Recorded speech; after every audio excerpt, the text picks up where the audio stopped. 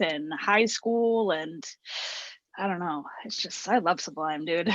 Well, he was like so extremely talented because I think it was way ahead of his time too. Like the fact that like his overdose, I would say, or just like everything you see him when you're watching some of his concerts and his recording, Bradley Knowles, like he's kind of out of it, but he was so talented. But like, how many artists get really popular after they die? It's like this whole thing of like, hey, actually, it sparked a movement where a lot of people are like, maybe if I just faked my own death, my art would get popular. And it's like, do you want that though? Because you don't ever get to see the successful payoff of it. Right? Exactly. That made me start thinking like Kurt Cobain, and then like he's not passed away, but like the lead singer of Red Hot Chili Peppers, it's a lot of them struggled with heroin or drugs, and I wonder like how big Nirvana and stuff would be too. That would be crazy. I've always said that how awesome it would be to be able to go to like a Sublime or Nirvana concert like now if they were still alive, how awesome that would be. Well, think. Let me give you this question then. Ready? So, if you could choose to either, God forbid, knock on wood, my desk is made of wood, so we're okay here. Um, That was mine. if you had the chance, or if you had an option given in front of you, two roads, one where you had to work your ass off 24/7, and then by the end of your years, you finally got the credit you deserve, or one where you did a little bit of work and then died, and then you were remembered forever. Which one would you choose? That's such a difficult question. I think I'd want to live. I don't think I'd want to I don't think I'd want to die. Honestly, I feel like recognition isn't from other people, at least, I guess isn't that important to me. I guess as long as like my close family members and stuff, thought I was a good person and loved me, that'd be the way I'd want to go. That's such a hard question. That really is. But I'd want to be alive, I think. Yeah, it's like this kind of like overall like twist and turn that kind of changes throughout your life, I think, depending on where you're at. Like finding a situation, like I think everyone nowadays just wants this top idea of being famous. And I mean, if anybody knows a little bit about fame, it's definitely got to be you, just on the aspect of like you have a lot of followers on Instagram. So the whole entire thing's like you're probably getting messages 24/7. And here's what I've been meaning to ask you. So you put Yeah. up a while ago on your story, you're like, ask me any question. How many of those questions that you get were just stupid, dumbass questions that you didn't want to answer? Like, when can I take you on a date or something? Quite a few. I'd say the majority of them are like serious questions, things people want to know. But not only when I post that, just like my normal inbox, I have to filter because I get like a lot of message requests, and some of them are like in another language or just like stupid shit like you said, like hitting on me or not serious. And I go in and I delete them before I even open them, or I got to keep it like in sections. Like I think it's called general, and then there's primary. Yeah. So it's so hard to keep them all filtered. Like the people that I talk to a lot and want to get right back to, I keep in general. And then the other people that I may, not that I'm ignoring them, but it's not as urgent for me to get right back, I keep in, um, I'm switching them back and forth. The other section, and I'll get back to them eventually. But the messages, it's a lot to keep up with. It's a lot. It made me think because like the idea of fame has been like it's really, really popular, at least kids my age, and kind of seems like throughout history, everybody wants to be remembered. But I was like, what kind of fame do you want though? Because there's like many different types of fame, like, and it's all the I guess the ideas of how we look at it. There's singer famous, where it's like you're getting constantly loved by fans. There's actor famous, and then there's like porn star famous, where it's like you really don't want that level of fame. It's like the low kind of end budget guy in the alleyway, like I'm famous, I'm famous. It's like for what? Yeah. It's like, well, I did this porno, and it's like, oh, so everyone you talk to is kind of creepy and shady. So it's like your DM request or whatever, when it pops into request, is probably like maybe a couple people hitting on you or something. Then mine's like Flat Earth Society, where I'm like, what Oh the my hell god. did I say or attract where I get these DMs? You know what I mean? Right. Lately, I've been thinking about a lot though is how I feel like this time more normal people are getting famous, with like social media and TikTok and this and that. And I think that's super cool because I don't know, when I think of celebrities with like everything going on in the world, it kind of like leaves a bad taste in my mouth. I feel like I don't know, not that I know celebrities, but I feel like a lot of them have like sold their soul in a way, and maybe you can't trust them, or I feel like with power comes, now I'm going off into a tangent, but I think it's cool that now an everyday person can become famous, and get all these followers on TikTok or wherever. And to me, I think that's awesome that just normal everyday people now can become famous. Maybe it's because of the fact like all the famous people really don't like the fame aspect anymore. I mean, it's definitely got to be an ego stroke at times. It's got to be good, but like there's only one person I ever see that doesn't take their fame to the extreme, and that's that beautiful son of a bitch, Rob Lowe.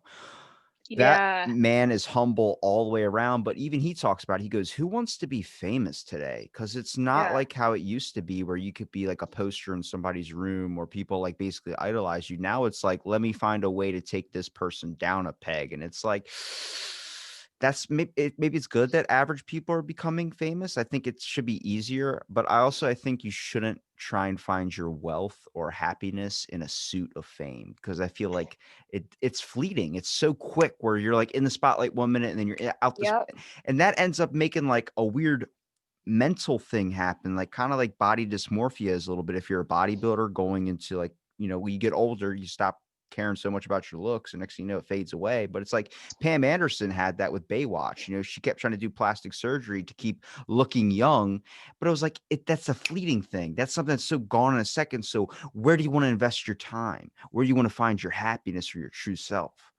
yeah. I feel like for them, it's just like so much pressure to be perfect all the time with the spotlight on you. And just like not only that, with like cancel culture, like God forbid, like you're a human being who makes a mistake. And then even for me, like for a second there, I want to say that I like got wrapped up in followers and likes and this and that and putting out content. And it kind of got to a point where it was like exhausting and it wasn't fun anymore. So I kind of had to take a step back. And I still put time and energy into it and it's cool, but it's back to where it's a hobby for me and something that I enjoy, because when I was taking it too seriously, it wasn't fun anymore. Yeah, it's kinda like it's fun when you're sitting at home, like, if you're sick or something and you have nothing to do, like, if you like, if all the isolation stuff, so it makes sense, like, "Oh, I have so much more time to spend on my phone to invest in stuff." But then it's like you build up a persona, or you build up a presence that you have to keep up with, like, where I'm at the grocery store, I'm getting 50,000 DMs from people like, "Hey, when did you wanna do this podcast?" I'm like, "Oh, I did not wanna set myself up for this, like, I still wanna go out and do things, I'm not just a hermit all day." Right. Yep. Exactly. I agree with that. Now, do you think throughout let's because last time we talked was about a year and a half ago. I was just thinking that before that my life has changed so much since that phone call. How much okay, well, alright, how much so? Because when I talked to you, you talked about you were excited to move in, to your new house, you were so ready for that, you were talking about the industry, and then you dropped that bomb on me about how you learned welding in jail, and I was just like, "Hang on a second. Let's back up to that story real quick." But so what exactly has changed? I want to say it was COVID that really sparked it in me. Um, when COVID hit and like the isolation and this and that, it was kind of a scary time for everybody. And I'm trying to think of what got me. I had been investigating the keto diet, and one day I just said, I'm going to do it. And it started with keto. And it's crazy. I was just discussing this with my health coach yesterday, like how much what you eat and what you put in your body can just affect everything. And it was really keto that jump started it for me. Um, because the keto, it gave me so much more energy, and I was literally like a meth head, but like high on life, like waking up every day, so much energy, like couldn't wait to get up. And then was seeing my health coach at the same time, and she got me into like meditating and positive affirmations. And I had done all that stuff before, but like I was taking it more seriously, I guess. And I've always believed in God, but I actually found a connection and I never had a religion. I always would say that I was Christian, but I learned that I'm spiritual, and I learned who God is, and I actually like have a relationship with him now, which is a huge thing. And I'm not on keto anymore. I wound up losing way too much weight, but I still think that was something that I had to go through, and I'm like proud of myself that I did it. I've never stuck to a diet or transformed my body ever before. So I want to say it was COVID that kickstarted it, and then keto and just Now not you found having kind of any the sugar. level you Yeah. found the level playing field with it all. It's interesting that you say that because I'll shoot you this podcast episode, but it's a new Joe Rogan. Is I think it's the second most recent one now. But I love him. he had a neuroscientist, a regenerative neuroscientist on, and they actually found a link between that. So the whole diet trend thing in COVID, there's this weird thing that they're starting to see that there's actually mental disorders that are happening with people that actually just got over COVID. Mostly a Hmm. stress factor, but a lot of it comes down to their diet. So what they started noticing is you can take as much vitamin D as possible. You can take vitamin C, whatever it is that you need to kind of prevent COVID or keep your immune system strong. But Yeah. you could take 50,000 tablets or IUs of that. It doesn't mean anything if you're not getting the proper nutrients because then your body can't absorb it. It's just like you're just peeing it out, basically. You're not Right. accepting all those things. So they actually found a link that more people who eat like really kind of crappy, like a lot of carbs and a lot of processed foods actually have a tougher time with COVID because the aspect of if you eat 30 donuts, you don't feel happy. You don't feel good. You want to go to sleep. It's a really crash for your system of, I guess, your mental and physical system. But what they found out is COVID is like it inflames your body, your cells.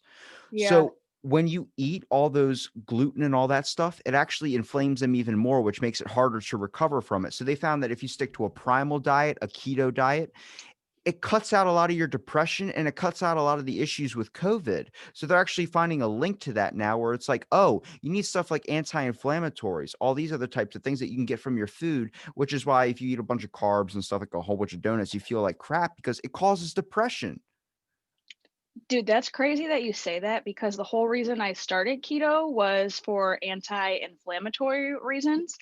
And I feel like just changing my diet and like having a relationship with what I see as God, it like my depression just went away, my horrible social anxiety, like I wasn't even working on those things specifically, but it like cured all of that for me, like just in diet. It is crazy how much diet like connects to everything. It's wild.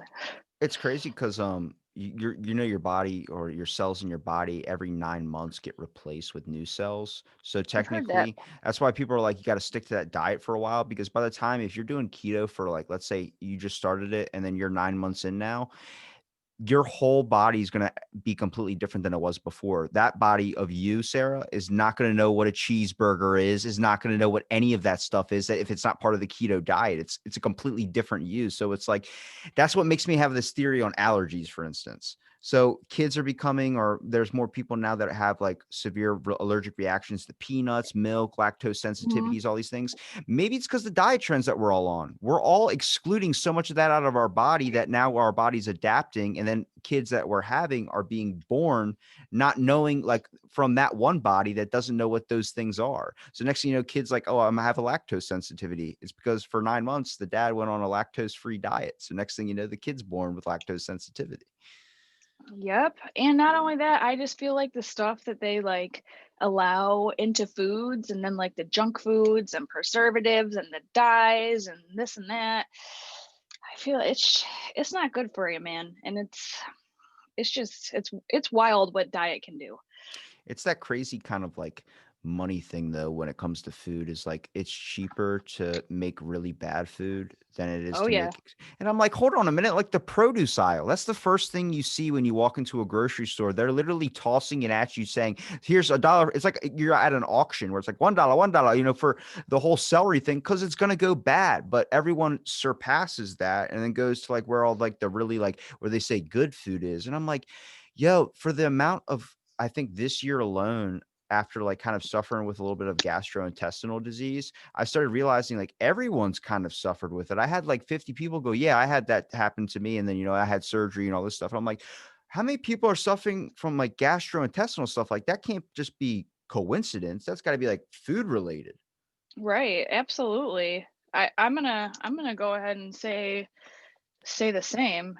If it's that many people, I would not be surprised, honestly. I feel like I watched this documentary on Netflix, and I can't think of what it was called now, but it was basically about how like the food pyramid and stuff, it's what they recommend like really isn't healthy, and how a lot of that stuff can lead to certain diseases and all this and that. And honestly, nothing surprises me these days. I feel like it all leads back to money and the people in power. Well, where did that even go? I remember every class that we had in school, there was like a consumer science class each year, and it was teaching you about like, here's the my plate, here's the food pyramid, no, they don't teach that anymore. There's none of that anymore. It's like, well, I don't want to hurt your feelings because I don't want to tell you not to eat cake because you might get upset that I'm telling you not to eat cake. And I'm like, what is happening? There is a health criteria that you should be having. I mean, I probably miss out on. I mean, I have mercury poisoning from freaking eating too much cans of tuna, but I'm like, it's cheap. It's cheap. It's healthy. Just you got to do it in moderation. I shouldn't be eating one every day for the past 8.5 years. But like, then also it goes down to the whole thing of you got to enjoy life, right? You got to find those, sometimes it's nice to have a little piece of cake. Like I had my first time I've eaten out in 8.5 years Oh wow. was New Year's Eve. So that was like, oh, I want to start doing that once a week, like order some Chinese food. I mean, I not just eating out. I never even ordered from anything that wasn't my home, like where I had food in my house that I bought. So that Oh, was a discipline. yeah, but that was a big thing for me. It was like, holy crap, like this is what you're missing out on. But it was like the moment of it. Like I was at my buddy's house and we ordered Chinese food and they were laughing because they didn't give him duck sauce. And I was like, you're complaining about duck sauce, not eating your Szechuan chicken. And it was just like this whole like mix and pull. I'm like, you can do that. You can still find happiness in it, but don't invest your whole entire life into that. And that's where you can get lost. Yeah, since I quit keto, I have taken on what my health coach calls the 80/20 rule. I've been actually trying to stick to like 90/10 lately more, but it's pretty self-explanatory. You may have even heard of it. It's pretty big, but Yeah.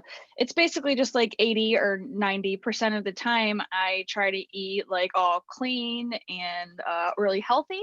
And then if you do that, your body will be able to handle the 10 or 20%, and you'll be okay because like you were saying, like I feel like you can't deprive yourself all the time because that's not realistic long term. And I feel like you need to celebrate and have a piece of cake every now and then, Yeah. And as it's long like, as you don't overdo it, because that was my problem before keto.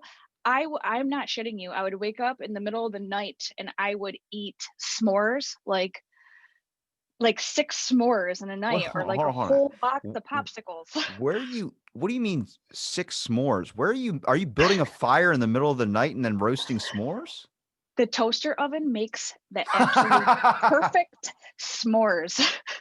I would make them in the toaster oven, and I tell you, it browns that marshmallow and gets the chocolate just like the perfect schmeltiness. Yeah, but see, that was it for me. I couldn't just have one s'mores on a Saturday night. I was having like multiple s'mores every single night, and I didn't know about portions, or I'd just go out of control.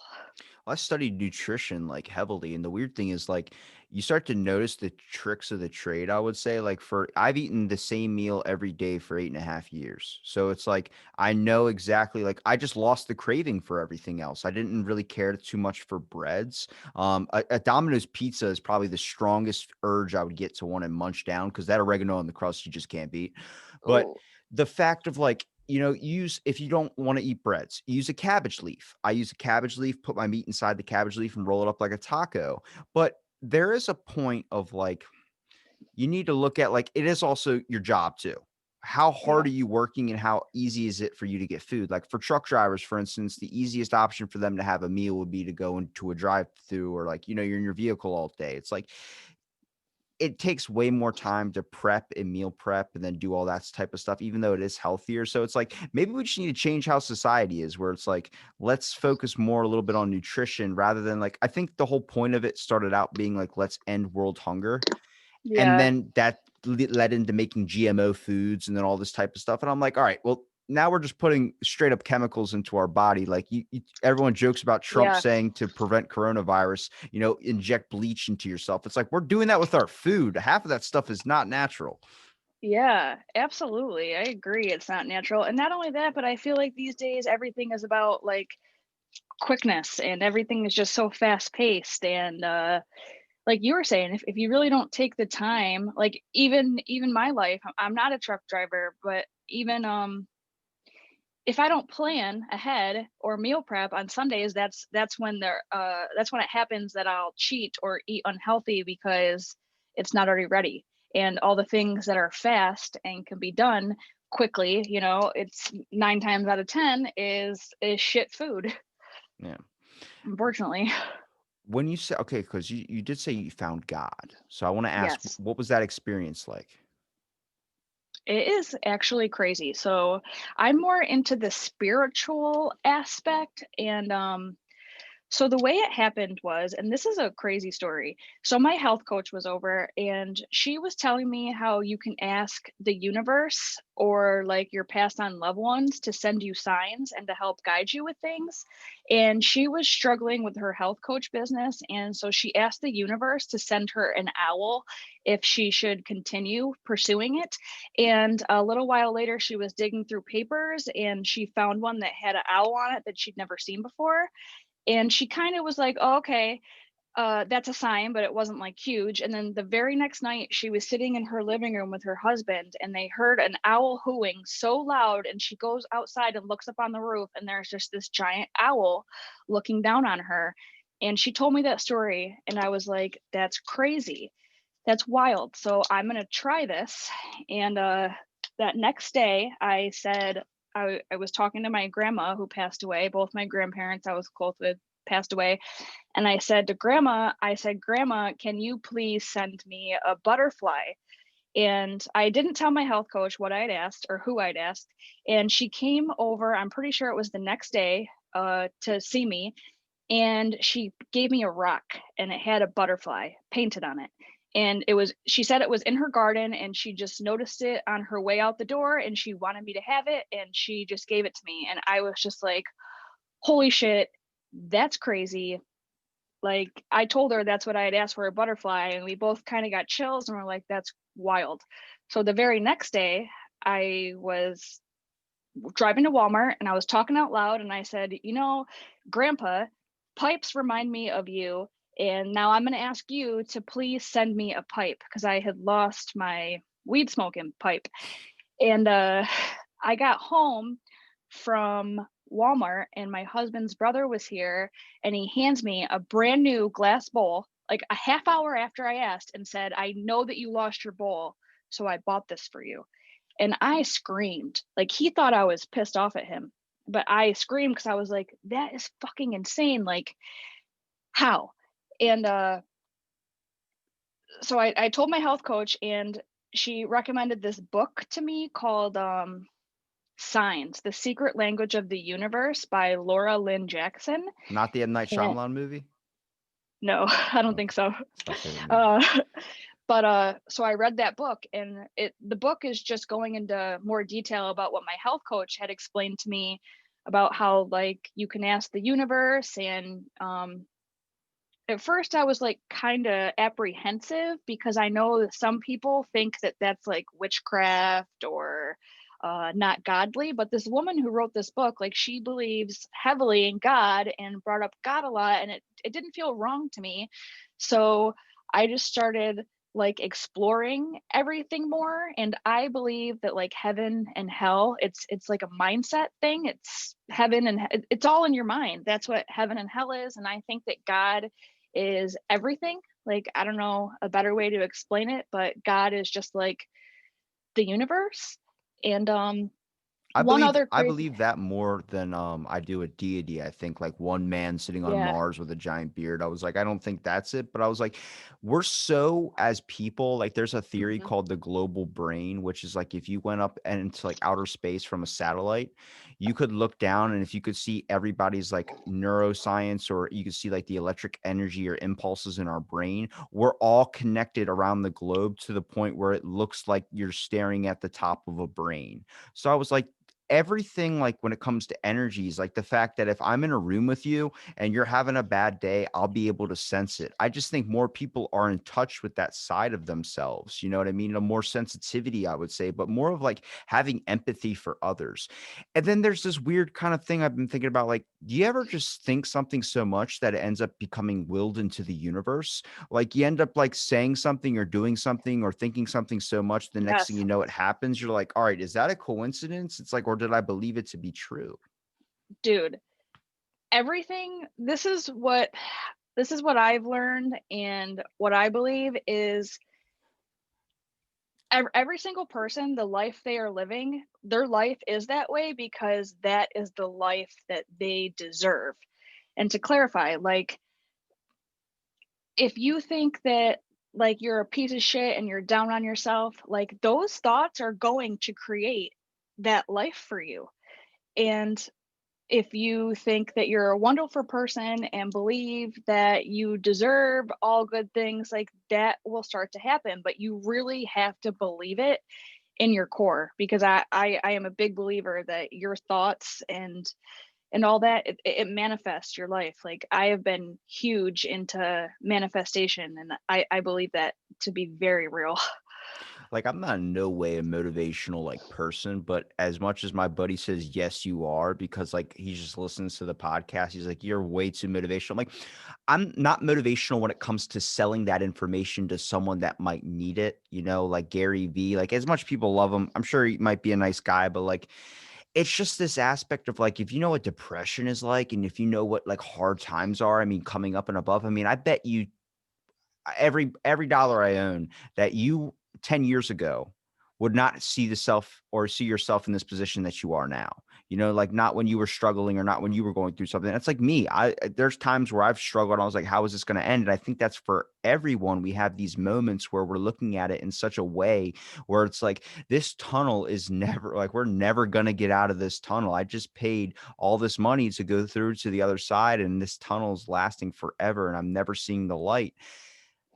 Maybe the light is whatever you make it to be. I mean, I like to look at the really optimistic side of things, even though like everything in my Me mind's too. telling me to kind of be like pessimistic when it comes to like the fact of like walking outside. People go, "Oh my God, like I got this car bill, this car bill. It's all future worrying." And I was like, just look up, and this is what I do to level my ego. It might be sound insane to you, but I go to work so early in the morning, the sun hasn't came up yet. So when I walk outside, I look up and I see the stars. And I just think, as much as all the own problems in my head saying, like, oh, you're not doing this, you're not doing that, you're 23, you don't have anything. I just look up and go, I'm alive on a planet, a giant floating rock through space. All my organs work. Everything's fine.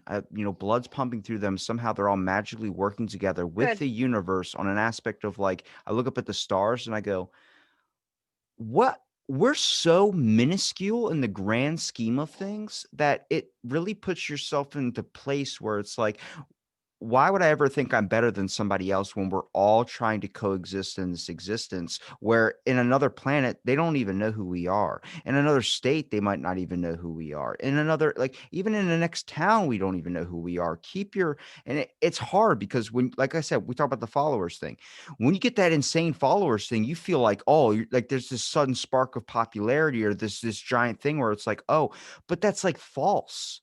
How many like is it I posted this on Twitter a long time ago, but it was like, would you rather be remembered for a couple minutes by everyone, or would you rather be remembered by a couple people forever? You know, it's just like this whole push and pull of like make your connections with the people that actually want to care for you rather than just love the image that they see, be your true self. And it's like really hard for people because the only benefit I see out of it is that people know who you are.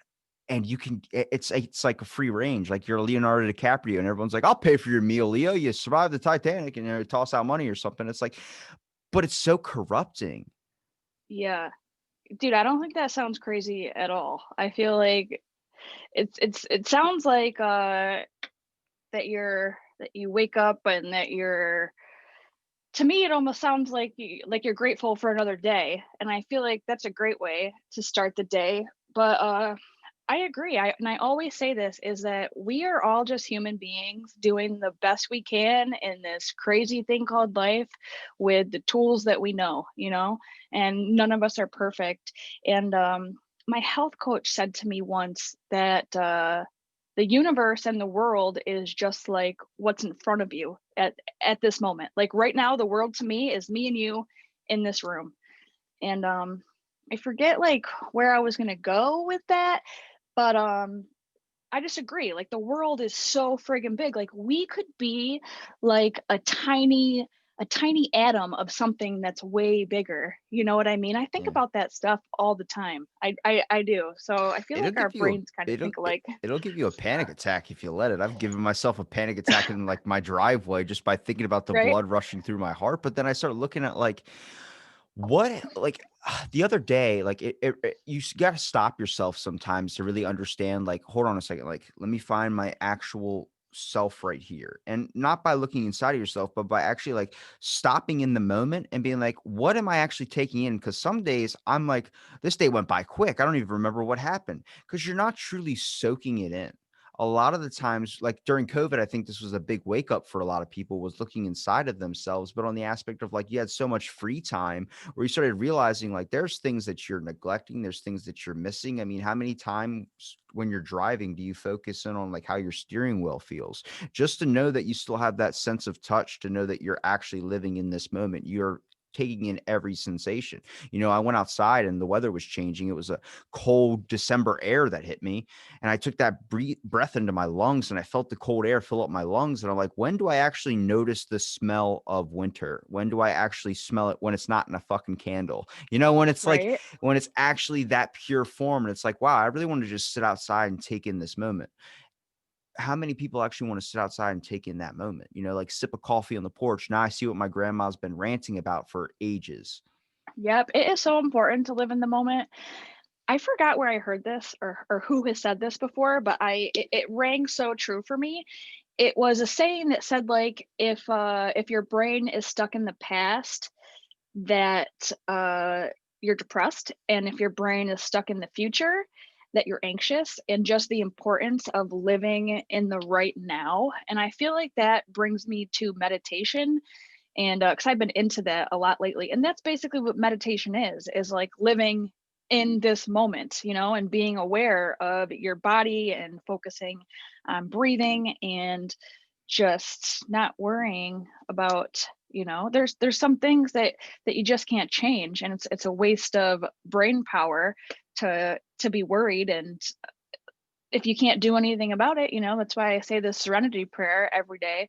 That's a huge one. But yeah, it's those moments. And I know a lot of people, I've heard, like if you're having an anxiety attack, what you just said reminded me of that, is that a technique to get over that is to um list something that you can smell right now in the moment, and then say something that you can taste right now in the moment, and then something else that you can see, and you do that with all the senses, and that's supposed to be grounding and to bring you back into the moment. And I think that's important. Living right now in the moment. It's the only thing we got, is right now, right here.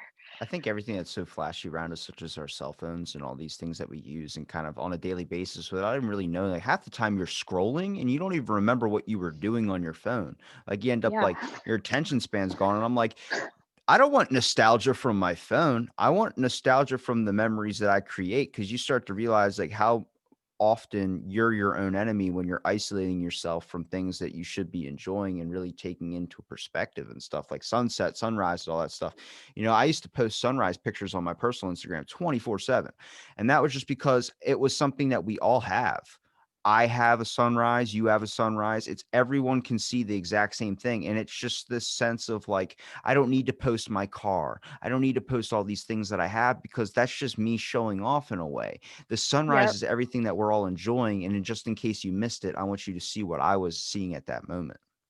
That's beautiful. I love that. I know we after we moved here, we traded in our RV and got a boat, and we used to do the sunset cruises, and I used to try to get a lot of pictures of the sunset, and they're so beautiful. And I think the same thing as you, or even like when you look up at the stars at night or in the sky, it's just a wild thought, to think that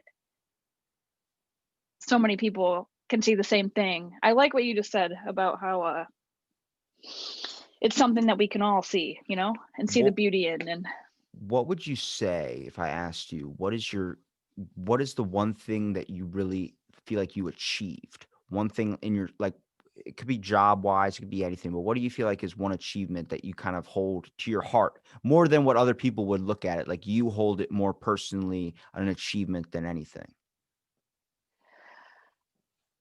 loving myself, honestly. And that's like a personal thing. I feel like that goes back to everything that I've learned this past year. And it happened. I talk about my health coach so much. God, that woman has done so much for me. But You're drinking like a like green Incredible Hulk shake over there. Good God. e- I heard it hit the table. I was like, damn, it's got some weight to it.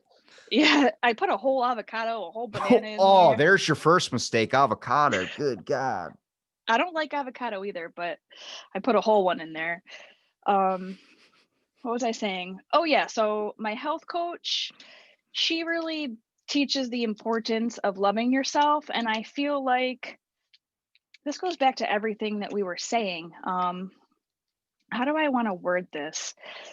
So when I first got home from prison, I really related with my crime, and I would get around people. Like I remember volunteering for this banquet, and it was a lot of business professionals, and I was with my aunt, and I remember having to leave, just my panic, just because I felt like I don't fit in with these people, like I'm such a piece of shit, like I did this crime. And then even when I got with my husband, I was just so nervous about like, does his family or his friends, like all it takes is a Google search, like, do they know what I've done? Like, do they judge me? And every time something bad would happen or things didn't go my way, I'd tell myself that's my karma for what I did. And deep inside, like, I really thought I was a piece of shit. And over this past year, I mean, it slowly got better, but over this past year, I really learned that I'm not a piece of shit, that I made a mistake and I've paid for it, and I love myself, and I'm worthy of love, and I'm worthy of respect. And just because I did that 10 years ago doesn't mean that I should be treated like a piece of shit. And I've cut toxic people out of my life where before I would have been way too scared of them being upset with me or how I'm going to make them feel. And it all comes down to how I feel.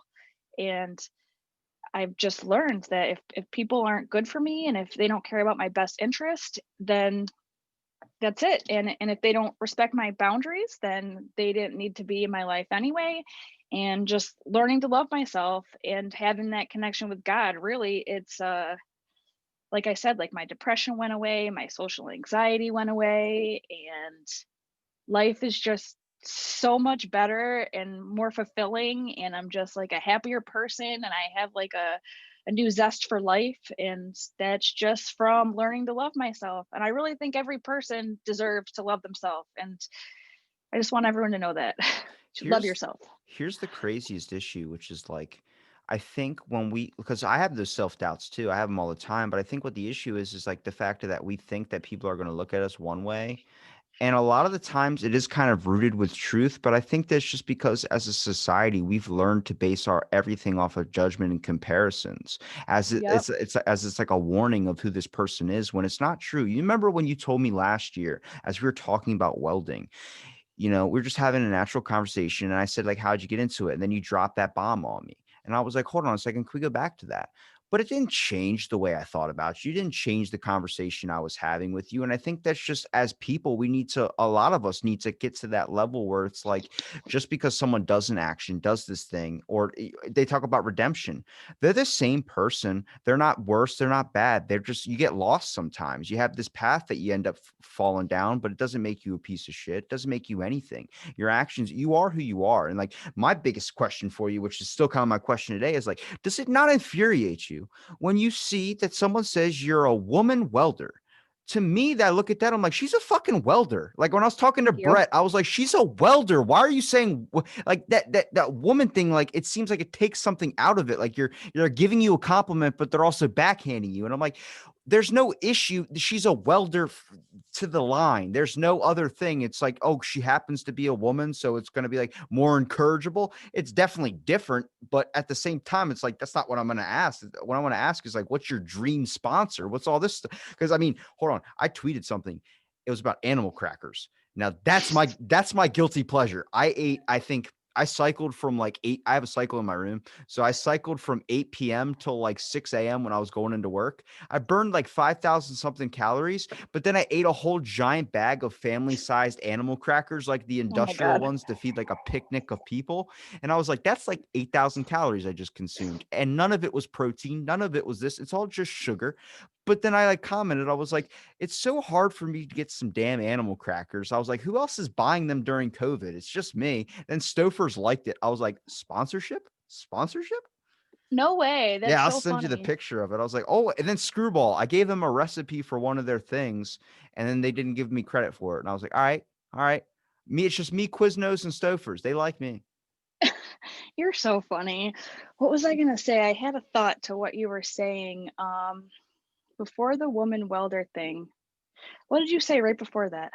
I was talking about like I see like that didn't change my mind about you, and I think it's rooted in truth a lot of the times. Yeah, that's like one of the reasons that I tell my story. And sometimes, like I'll doubt myself. Like I wonder if people in my real life who know me like think I'm annoying or think I get this a lot that I just want attention. Or people will say things like going back to the welding, like, "Oh, we get it, you're blonde and you weld." And I'm trying to think, where was that thought going? I lost it. Welcome to Out of the Blank podcast. I know, right? Well, I mean, it comes from like I think what the main achievement or main accomplishment is like I know we don't want to resonate and hold on to the past, but the biggest thing is that you make it possible for people that do suffer from something like that to understand that there is a way to get out of that. Yes, okay, I remembered. So that's the reason I share my story. Sometimes I'll doubt myself and think if people are like, "Okay, we get it. We've heard it enough." But then I'll just get one comment, that says it was inspiring or something positive, and I'm like, that's the reason I do it because I feel like the more people talk about it and their struggles, like the less stigma there's going to be attached to it. And for the woman welder thing, I really feel like that I've noticed that all those comments always come from men. And 99% of them don't have the balls to say that ever to my face. It's only on social media. And they're not used to seeing a woman do that. And I feel like it makes them insecure.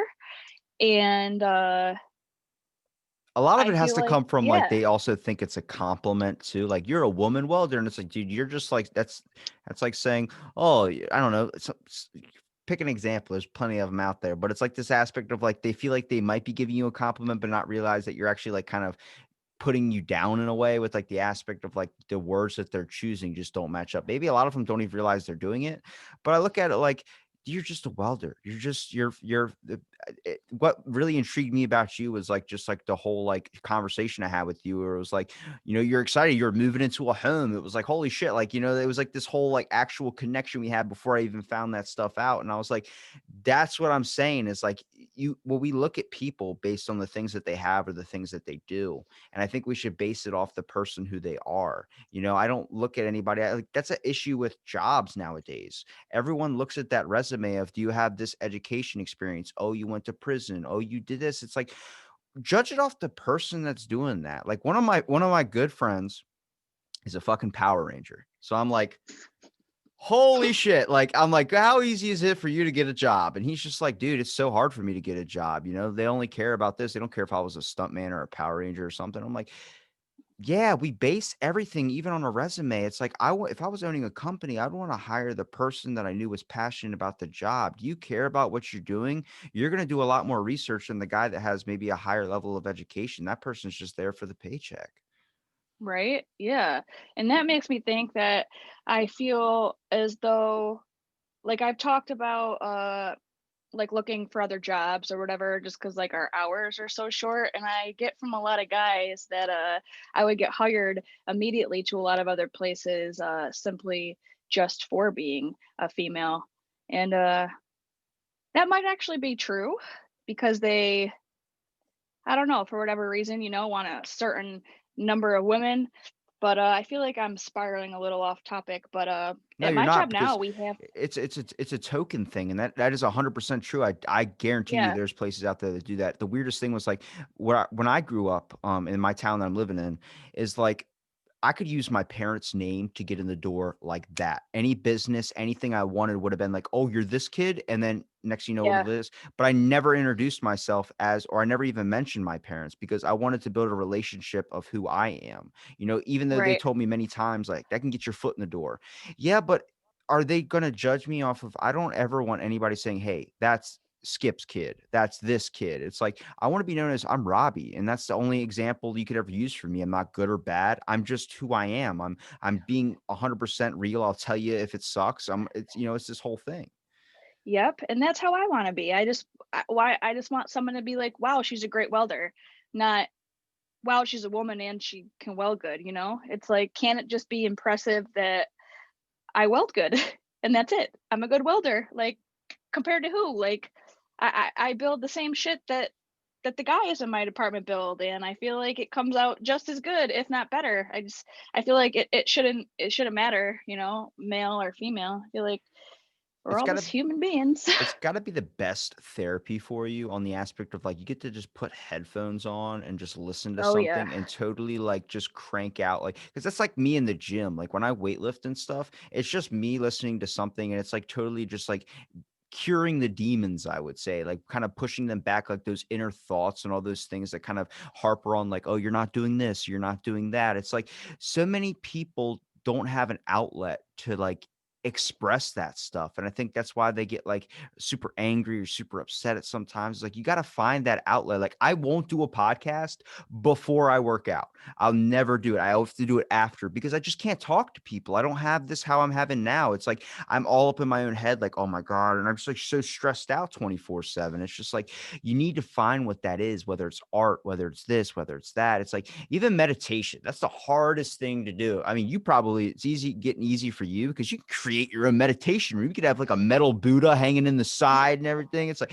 but for a lot Right. of people, they're still trying to find out what that was. And I think that was the biggest benefit of COVID out of everything that happened was like people were looking inside of themselves and actually finding like, oh my God, I've spent 35 years, making or working at Foot Locker. Now I want to make my own clogs or something. And next thing you know, they're off on this whole like personal entrepreneurial adventure. Yeah, I think that is one really good thing that came from COVID is that I feel like a lot of people, had time to. I always say like 2020 was a horrible year as a society, but because of COVID and because I had the time, it was like the best year for me personally and like spiritual growth and just like learning about myself. So I feel like I agree with you because I feel like people had the time, or like a lot of people, like lost their jobs, so they had to be quick on their toes. And I see on TikTok that they like started up a little business or doing crafts or this and that and selling them, and they're doing what they love. And I feel like they never would have connected with that. And that's funny because Brett actually asked me the same thing about like if you put in your headphones and get in the groove. And I remember he asked if it was like a form of meditation, and it almost is, because all my jobs before were like retail, and I'm not a huge people person, and I don't love people. I'm So right there with you. I can tell you yeah, that. Yeah, so that's one thing I love about my job is that it's just me and the welder and what I'm working on, and I can just get in my groove and do my thing. And it's like a form of meditation, you know?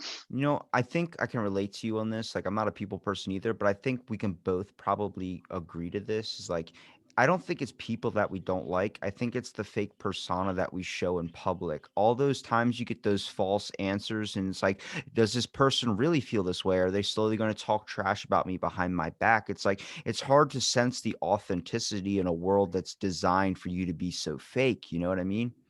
Yes, and that's why I always say I hate small talk because I feel like, we're forcing ourselves to talk about pointless shit and for what? Like, I don't know, small talk is like my nightmare. Like, I don't Wait, know what Sarah, what do it you is. think about the weather today? Yeah, yeah, to me it's just like I don't know, I don't like it. And I feel like it's true that I don't know. I want to believe that most people are good, but I feel like a lot of people aren't. And I'm very selective of the people that I let into my space and who I give my time to. And I don't necessarily think that's a bad thing. I'm just you too probably just very protective of our bubbles and who we want in there and who we allow in because I feel like anything else is a waste of my time and life is just so short. I look at it like for me, you get a couple of chances. Like I try and give everyone like I'm real with everybody when it comes to like I don't like to do small talk. I just want to cut right into the meat and potatoes of stuff. I really want to like get your actual thoughts because it helps me understand a perspective of you that I think a lot of people choose not to show. Like it's Yeah. it's it's hard because like you don't know what someone's gonna think if you say something. Like if you start talking about religion, some people are like, "Oh my God, there's this," and then it's Yeah. like, no, it's like that's the person's perspective. The best thing you could do about yourself is keep open-mindedness and have this optimism. And I'll never forget, I ran into a homeless person and I was like about to give him some money. He's like, I don't need your money. I'm like, but you're homeless. He goes, am I homeless or am I just an expert minimalist? And I was like, dude, that's a fucking great optimistic look on stuff. Like, holy crap. Right? The next thing you know, he was getting arrested. So I was like, Oh my gosh, that's okay. funny. Yeah, man. I agree. What 100%. what would you say, I guess, is a achievement you wanna do? Because I think the last time we talked, your achievement was, like, you wanted to move into a house, you wanted to see that kinda go into some so what's the next achievement in your books that you have right now? I want to be a mother. I'd like to have a baby. I So didn't that'd be a I good one. called that a year ago, didn't I? I said, "You how many dogs do you have?" And you said, like, I think you said 2 or something, and Three. I was like, "Yeah, yeah, yeah." So I was like, "So the next step's a kid, right?" You're like, "I don't think we're ready for that yet." And I was like, "All right, well, n now it's a year later. Bam, there you go." Yep, and everything's in place, I'm married now, we got a house, and, recently I think I mentioned that my job is only down to working, like, 2 days a week, and me and my husband worked at the same place, so he just actually got a much better job working for Pepsi, and it's, like, a lot more per hour, so I feel like everything is perfectly in line, like, finances are set, house is set. Yes, Pepsi. I love Pepsi. Pepsi is my preferred, soda. So, I didn't tell the difference between Pepsi and Coke until I was, like, in my 20s, so that's are okay. you serious? I Ugh, just I don't like Coke. It's, like, too sweet. it's like what we say, it's like you don't really actually do you actually taste the drink or are you just drinking it? You know what I mean? Like, there's no, like, actual recognition of what is going on in life. You're not, like, living in that moment and stuff, but, like, do you think that the ability that you want this kid you want a kid now, do you think that's because you've accepted the ability to actually love yourself? Um, I mean, I've always wanted a kid, I'd say, but, I'd say that that plays a big part in it, and I've sh how do I say this?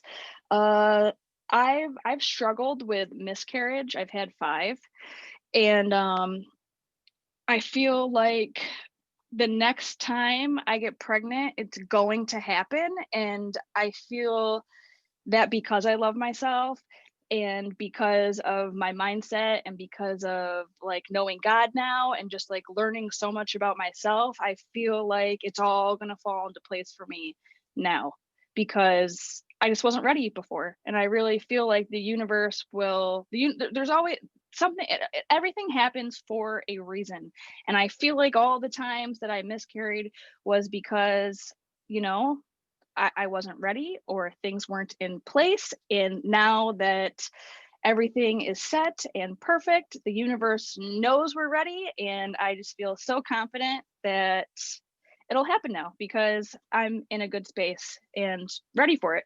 Kinda like you've kinda conquered the war of yourself, you know what I mean? Like, I think that's the hardest thing for me to come over is, like, I keep thinking, like, what would it be like to have a kid? And I was like, "Oh, I'm not even close to ready," on the aspect of, like, I'm not accepting myself yet, like, I'm still trying to find out what that is, you know? I still have those thoughts of, like, "Oh, what am I gonna do with my life? What is this?" And just kinda the years are going by, and I'm not seeing anything that I really wanna see, and it's like, "But what is that?" I wanna explore, I wanna travel. It's like, my great-grandfather, he died a year after my great-grandmother, and it was like everyone said he died of heartbreak, and I was like, it makes sense because, like, at that point, you're not in the right headspace, you're conflicting emotions inside and out, so it's like, Hmm. eventually, you just kind of put yourself in a position where your body is never really going to it's like a lock. You're starting to lock up your body rather than unlocking it, and you feel like at this point now where you're kind of like, "I know the next time," you've unlocked everything you really needed to, you've conquered yourself a little bit, which puts you in a better mindset. Oh, yeah. And I really think mindset plays such a big part. Like, mindset changes everything. I've worked on that so much, like getting rid of negative thoughts and even like down to gossiping, even down to like things I say about other people. Like if I ever have a bad thought or when I slip up and maybe do gossip, I always like to reflect on it after and think like what about me is feeling insecure, because that's all that is. And I kind of lost my train of thought there, but I feel like the way you look at everything and just the way you treat people and all that matters. All that really matters. Yeah, I mean, I look at it like you see so much people always talk about like, oh, the world's kind of like a dark and cruel place. And I'm like, it really is, but at the same time, there's a lot of positive that goes on in it too. But I think what's more entertaining is diving into the deep and dark and like all these like crappy stuff that goes on in the world. And I'm like, if you spend so much time invested in that, you're only going to hurt yourself because then you start Yeah. looking at everything like it's just a negative force. And it's like Yeah. it's really a beautiful thing, like, the fact that there's so much things going on around you, the fact like, even for like, somebody put up a meme of this, and I think it is, like it's gonna relate to you a lot too because the fact of you have dogs, but it Mhm. was, like, a bunch of people on the top picture were like, "2020 was the worst year of my life, I couldn't work, all I had to do was stay home," and then it was 2 dogs in heaven in the below picture, and they're like, "2020 was the best year of my life, my human spent so much time with me," and I was like, Aw. oh, like, you didn't even we don't even notice that perspective. Everybody's complaining about staying home, and their animals are probably loving it. Oh, yeah. They gotta love it. Yeah, I feel like, just perspective and the way you look at everything, like, I agree with you. If you're constantly submerged in, like, negative and like, you literally train your brain to think that way.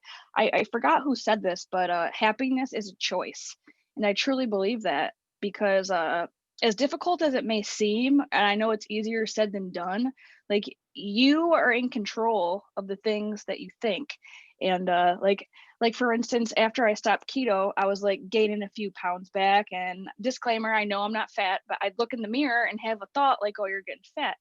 And I would immediately replace that and say out loud, like, I am the epitome of health. I'm a healthy eater. My body is perfect. I am beautiful. And I'd say like 10 things to replace that. And that's how you train yourself, to get out of those negative thoughts. But I agree with you 100%. If you're submerging yourself in all negative, like, you're training yourself to look at everything that way and to see the shitty side of everything when there's also a beautiful side to stuff, and you need to focus on that and always look for a silver lining in every situation. And everything happens for a reason. You just got to figure out what the lesson was there. Maybe happiness isn't this total idea that we all think it is, where it's like you have to be 100% no problem could ever bother you. Maybe happiness is in the smallest things possible. Like, for instance, Hmm. for me, it's like a freaking nice, crisp taquito that was like on a roller or something. Like that to me is that's Yeah. life. That's heaven in my aspect of things. Like being able to sit out and enjoy like just the moment of something. Like I think a lot of people think of it as like, oh, you never have to worry about bills. You never have to worry about this. I'm like, if you're judging that on the basis that you have to pay all your bills to be truly happy, then maybe you haven't really understood what happiness really is, and you still have to look inside of yourself to find it. Oh yeah, because some people think like, oh, once I get this car I want, I'll be happy, or once I land that dream job, I'll be happy, or once I get this or that, I'll be happy. And that's never going to happen, because once you meet that goal, it's going to fizzle out. It's not going to be new and exciting anymore, and it's really like the trip there. I feel like you got to find happiness in what's going on right now, and putting out those positive vibes and believing that you're worthy of good things. It will eventually lead you to better things, but you got to learn to be happy now with what you got first. What would you consider your guilty pleasure? Like something that you still are like, yeah, this is peace for me.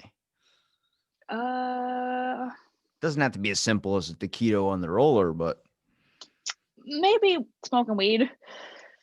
does it put you you in that know mindset? That paranoids the hell out of me. I can't do that. yeah, I mean, like, some people would say that, like, I'm not truly clean and sober, like, some people who do like AA or NA would think that, but I got it for it's medical marijuana. And for me, like, I mean, my anxiety is like fixed now, but I still indulge every now and then. But it really helps with my anxiety, and I feel like I could just smoke and just like it's definitely a guilty pleasure. I just feel like I just like that. Just like a very Who's peaceful feeling. who's telling you you're not 100% clean and sober if you're doing weed? That's like No saying one. people that say that they probably have an addiction of themselves. What they eat food, what they do, they have to have some addiction, so they're not 100% clean. So I've never had anybody say that to me, but I know, like, because I've been to meetings in the past, Yeah. before prison, and I know certain people would say that, like, even if some people's views are like, even if you take any prescription medications, you're not clean, or like, I've never ran into somebody in person or had anyone say that to my face, but I know there are people out there who do think that way. But the way I look at it is, yeah, I smoke weed. It's medicine to me. And personally, I think weed is a lot better than like alcohol or cigarettes or prescription pills. And to me, I haven't stuck a needle in my arm in 10 years, and I'm still going to celebrate that. And to me, I'm still clean. You know what I mean? But unfortunately, I do know there are people out there who think that way. But on when I did Brett's um, podcast last week, me and him were going into that about how there's all different ways to stay clean and to stay sober, and it looks different for everybody, and just like how there's beauty in that. So that was really cool. Yeah, I think I'm excited to hear that episode when it gets released. I know that for sure. Yeah. But I look at it like maybe you should just change your perspective on it when you give it the idea of like weed does something for everyone, I believe. And I think that it's analyzed a lot of stuff inside of yourself, things that you might not even want to come to grasp with. It's why some people might not like it. It's why some people might not be able to handle it because they're not truly ready. But maybe weed is necessary for the people that can't do that on their own. How many people can look inside of themselves and really analyze their problems? Sometimes weed's that kind of that funnel that helps you get to the forefront of what those issues are. I mean, whenever I smoked it, I was analyzing so much stuff about myself that it kind of killed the vibe of it. But it was like true. I started noticing like I do a lot of this a lot. Like I don't really like, what's the priority? I mean, I remember one time my grandma called me and I just got in like a 4-hour conversation with my grandma on the phone. Like it was just so like it, and she's like, wow, like I can't wait to see you. And it was like the next time I saw her, she's like, Aw. that was a crazy conversation we had. And I was like, it really was, like I really remember that 100% because I think I was actually paying attention to what was going on rather than just giving you a yes or no. Yeah, for sure. I feel like it makes me think a little more and think a little more in depth, and I feel like it makes me a little bit more creative and open, and just like you said, like able to analyze things from like a different light, that I may not have before. And to me, I don't look at weed as a drug. I think it's a plant and it's harmless. And I feel like the only reason it's ever got a bad rap has to do with politics and government a long time ago. Yeah, it's going to end up swinging around to the point where it's like we're not going to think of it as really a drug anymore. I mean, they're Yeah. passing something about making psilocybin mushrooms legal. I'm like, look, that there's one drug out there I think that would be a major benefit to a lot of people that are in a dark place, and I think that is salvia. And I know that sounds crazy, but the one comedian I heard talk about it when he was on my podcast, he smoked it and he lived like 8 years in this trip that was only 45 seconds in reality. And from my cousin's perspective on it, it really like that's a drug you give to like inmates that are on death row because I think it makes you enter this kind of weird part of your brain where you might go into a trip where you're a whole nother person or you're just a sea Yeah. creature or something like that. But it really analyzes everything and finds out what the important things are where you really truly cherish it when you come back out of it. Yeah, dude, I can't believe you just brought that up. I feel like I forgot salvia even existed. And I it's remember, legal. yeah, I've only tried it a few times, but the one memory is me at a campfire, and it was like your friend said, it was like only a few seconds, but I felt like, like I don't even remember like what my brain experienced, but I know that I wasn't at that campfire for a little while. And that just makes me think about just like acid and mushrooms and like ayahuasca and how people go and have like spiritual journeys, because I feel like you said, they're accessing places of their brain that usually aren't accessed. I find that stuff fascinating. Ayahuasca is something I never want to try because Me you neither. you throw up and then you also have diarrhea really bad. And people are Oof. like, and the way people rationalize it is, oh, it's flushing out all your toxins. I was like, that may be true, but that doesn't sound like a lot of fun just to get to some trip that lasts like 45 minutes. You know what I mean? Yeah, no, that does not sound fun. Did you Nope. when you took No thanks. salvia, do you happen to remember if you went to like another life? Because the dude I talked to, his name's Steve Cantwell, he lived 8 years in Tyler, Texas, where he felt every day go by of those 8 years, and he couldn't remember if the trip that he was in. It was 20 times salvia, so he couldn't remember if the trip that he was in was his real life and his other life was fake. Like it was this whole like because his brain set it up perfectly. He after he smoked it, he was in Alaska. He sunk into the he was in a gun room. He sunk into the floor and popped up out like coming out of water. And then people had been pulling him onto a boat and said that he got his bell rung jet like water skiing. So then he went to the doctors and his trip set up everything perfectly. Like he checked the drawers in the doctor's room and everything because they were like, you have amnesia. And he was like, what? And he's checking all the like the drawers for doctor's notes and stuff, and they all had writing on it. Like his brain created this whole like comatosis, I would say, and gave him this whole other life for 8 years.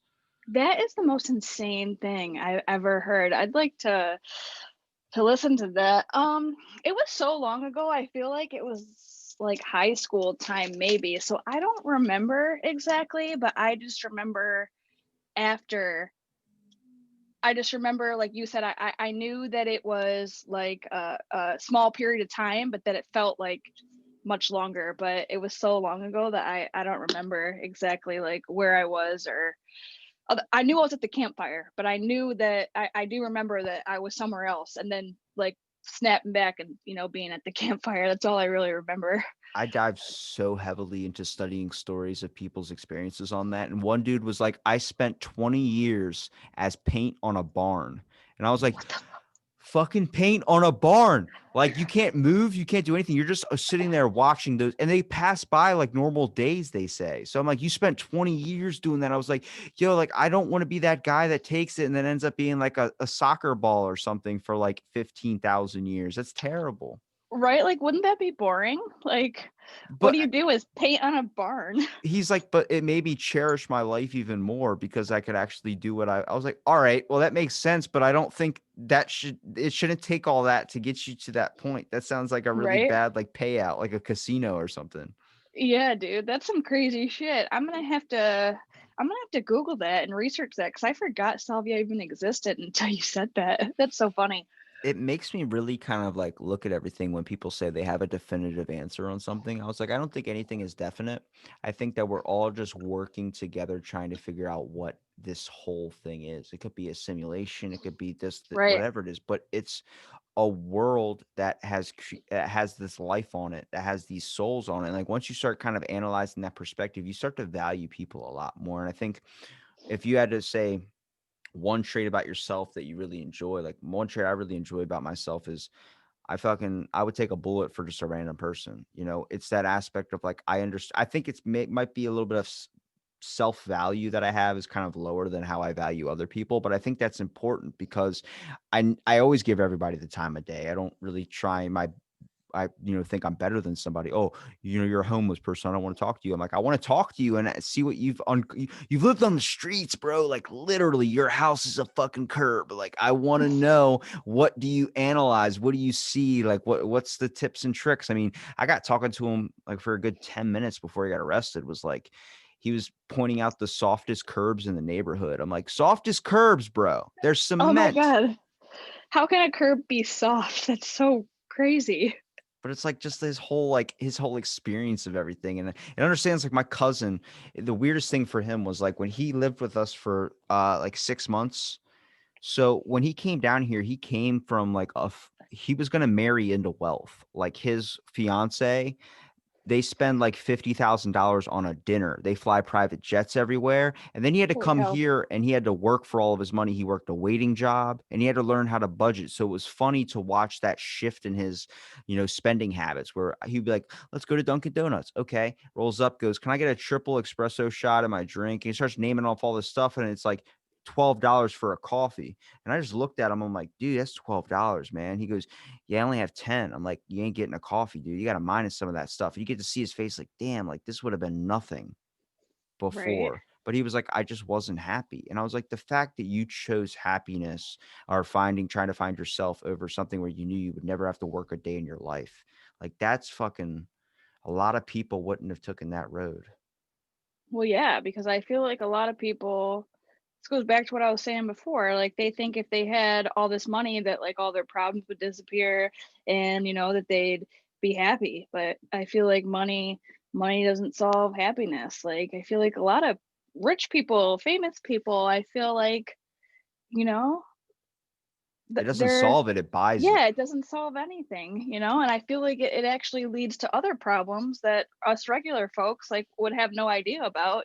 So doesn't solve anything. So that's cool though that he realized that because I feel like a lot of people wouldn't. They think that money will just solve all their problems and they'll be happy. I think it's the idea I had recently. There's this elderly lady that gave me a nice Christmas card, and it's just at my job, but she gave it to me, and she's like, "There you go, cutie," and then walked away. I was like, if I could just maybe one night a month, I had to please her, and I was like, but I get to drive around in a McLaren. Would I do it? I was like thinking about it. I was like, no, but she's like really freaking nice. So I was like, I think it goes to a deeper level than that, where it's like I could actually hang out with you every single day, and I'm sure I would enjoy it. Cause she was like one of those cool badass grandmoms, and I'm like, Yeah. yeah. I was like, I wouldn't mind being taken care of. I'll get myself like a sugar grandma. I'm okay with that. Oh my God, you are too much. That's funny. Now, when it comes to the factor of what are your hopes for the future besides having a kid, what's another one that you have? Hopes for the future.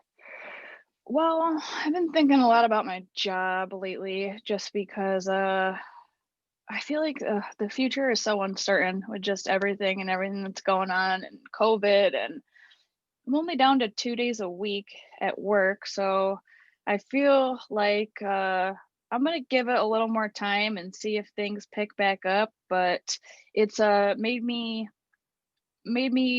start thinking about like maybe pursuing something else, and I'm not sure yet what it would be. Like I know I want to weld in some aspect. I know last time we talked, I said I wanted to get my home welder set up, which still isn't done. So it's making me want to start a fire under my ass to get the welder set up outside and maybe start doing that. Or Doing your no, artistry and stuff. We talked about you made ornaments and stuff. I think the last time we talked was around the holidays yeah, and stuff. So it was like, why don't you start maybe turning into like an artist career type thing, or maybe finding ways to yeah. like I mean, there's a guy in my town, I think I talked about to you last time, where he just makes these giant metal maches, I would say. He has a Patrick Star one, he has a Squidward one, he has like all these things, but like he has a giant, like 50-foot dragon one that's just perched up on top of his tree, and people just come by and take pictures of it like an art gallery. I'm like, one thought I had was like, how many buildings now from all the people that are starting to work at home this year, how many buildings now are just abandoned? They don't have anybody working in them. So they're just basically non-rentable spots just sitting there. Nobody's in them. Right. Imagine if we took some of that down and we start building art parks, things where it's like a natural form of therapy, things that are beautiful to look at, because nobody wants to fight in front of a park, like, Right. but imagine if everywhere you go, there were creations like Sarah's creations of like just awesome, like kind of how graffiti is. It's peaceful when it's done properly. When you see like Stevie Wonder playing a keyboard down a wall, and then as you're going farther down the wall, there's notes that are flying off. You're like, that's talent. That's amazing. That's beauty. It's like maybe you could find a way to either make artwork or maybe find a way. Like, I mean, I know you're getting into plants. I keep seeing a picture of a plant on your Instagram. I'm like, what is that? My avocado tree. Yeah. Oh, burn it to the ground. You hate avocados that much? I really do. I don't trust a fruit that you have to cut a specific time in the month or a week or whatever. You have that 1 5-minute window to cut it, and then it's gone Yeah. forever. Yeah.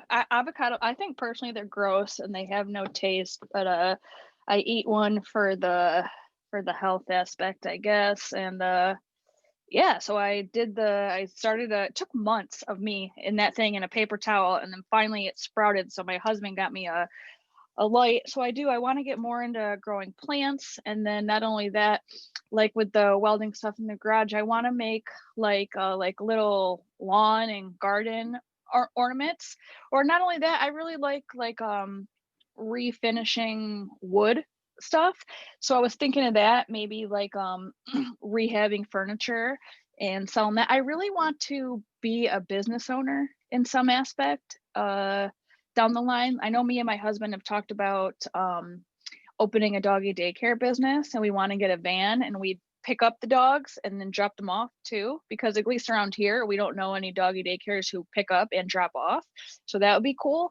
And outside of that, I feel like either like doing the furniture, or I want to do something where I can be home, and be in charge of my own life and my own business. So I love my job now, but what can I do if the hours and time isn't there? So it's really made me start looking into other things. So it's kind of exciting.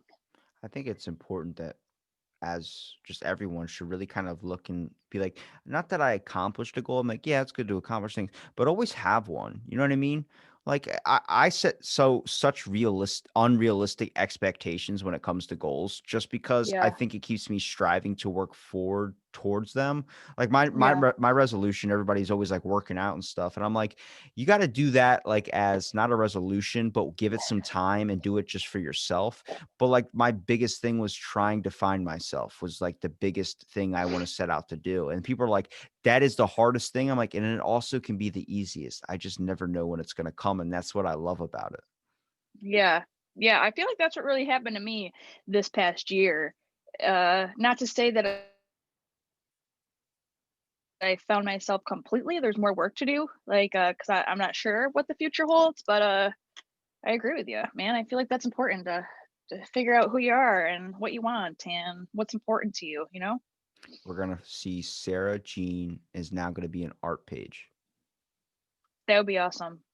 You should do it. You could easily transfer it over, be like, hey, I'm now making badass. Come on. I think with your brain, I'm pretty sure you can create some pretty badass stuff. Well, that's funny that you said that because I recently got in trouble at work for my social media, and I had to delete.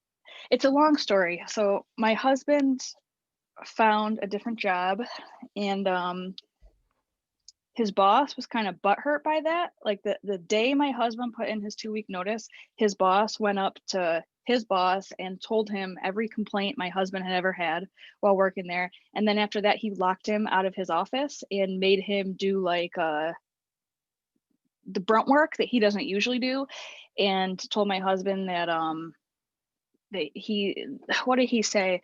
That basically he's really screwing him over. And when I don't know why he thinks that. It came down to both me and my husband are working reduced hours. If anything happened to this company, like this kid's name did not come up at all in making this decision. It had to do with our family and what's best for our family. But right after that happened, I said, watch, my social media is going to be a problem. And the boss waited a few weeks. And then last week I got pulled into the office, and I guess he threw a fit about trade secrets. Like, I've been doing social media with welding in my work for like 4 or 5 years, and it's not been a problem. And the bosses know. And I said that, I said, watch, it's gonna happen. And it happened. I got pulled in, and they said it was trade secrets, and I had to delete a lot of my more creative stuff on my Instagram. So that's funny that you say that, because my Instagram is going to need a new direction. And I kept telling myself, let's get this welder set up, and that's the way the page is going to go. So I feel like you're onto something, because that's the direction I want to take my Instagram. So I want to keep sharing welding. That's what my followers are there for, is welding. So I feel like it'll be even better now, because it will be creative, but it will be my own stuff. It's not what I'm building for someone else. You know what I mean? Yeah. What have you thought about maybe revamping, like maybe going under like a pseudonym or something? Like trying to pick an artist name, something where there's no replication on you? Because you're I technically haven't, wearing a but that's a mask, thought. so it would be like, hey, that's any person welding. That's that's funny that you say that too, because I want to say it was like maybe 6 months ago now. There was a girl who was stealing all of my photos, because you can't see a face. I have a mask on, a thing on, and she had her own made up welding company and was using all of my pictures. And I guess she was fooling her boyfriend. I mean, her boyfriend's sister is the one who reached out to me on Instagram. And like, they knew her, like the boyfriend knew her in person, but because it was just a girl with blonde hair, he didn't know that she had stolen those pictures and it wasn't actually her. And she had this. I got off track, but you saying that made me think of that, because because how would anyone know? Because all you saw was blonde ponytail, so everyone believed it was her. Sarah, you know you made it when people are trying to literally be you. Right. I actually talked to Catfish, and they called me, but I guess it wasn't interesting enough, because I called the girl out myself and she deleted a bunch of it. But yeah, I thought that was funny. That's crazy. I mean, I Hmm. don't think I've ever had that happen to me, but a guy who made like my face into like a comic book thing. Someone Yeah. stole all his personal Instagram pictures of his face, of him like taking selfies and stuff, and just put it on a page. And he was like, "What?" And he just started freaking out. Like, this is the weirdest thing. Why would I? I'm like, dude, because they want to be you. Like, it is very, very weird. But I think it's also like some people just have things about themselves that they don't like, but they admire about someone else. Right. Yeah, it all comes down to being insecure, but at the same time, it's like flattering in a way, you know, I guess. I think they So, should. I think they should. You should message them and be like, "Hey, you want to have a welding competition and see who can win?" right. That'd be funny. I mean, it's definitely nice to see like people kind of I guess appreciating you in that way, if you want to look at it that way. But at the same time, like the fact that your job did that was it's just that's what I don't like is like we're a lot of businesses or industries now they look down on creativity as like you're giving away like it's like it they shouldn't have that control. Like there was a girl that got a job at NASA, and she posted up on Twitter, "Holy shit, I got a job at fucking NASA."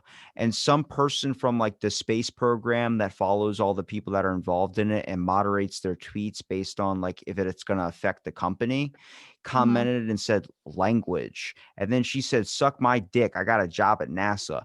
And they fired her. And it was like, "Oh, you can't." I get it because she said that, but at the same time, you shouldn't even be commenting on a status. That's why everyone nowadays, when you see on their profile, says "my thoughts are my own." It's so their business doesn't go, or their school, whatever, wherever their PhD's at, doesn't go on to them and be like, "Hey, this is looking bad on us." But like, no, my thoughts are my own. Yeah. And see, I feel like the HR lady was like so cool and nice about it, because I always blurt out like where I worked. And she even said like everything you showed was like beautiful work. And I'm proud. Like that's why I show it, because I'm proud. And I think it came down to is that they thought that I was like, and I should have clarified, I thought about all this after, and, I almost said something to them after I had time to think about it, but I think it came down to that they thought I was, like, editing all these videos, like, on work time, when that wasn't the case. I literally prop my phone up in the corner, do my thing, and then after work, I would edit everything and stuff like that, so I don't know. It just sucks because I'm proud of my work and that's it, you know? And even they said it was showing them in a good light and you couldn't even see where I work. So it's a bummer, but silver lining, there everything happens for a reason. And I've been saying for how long I wanted to get that welder going and start the creative thing. And now I really have no other choice. And I feel like it's lighting a fire under my ass and that's gonna be the silver lining, you know? I'm going to see it. Doggy Day Park slash artist page. Hell yeah.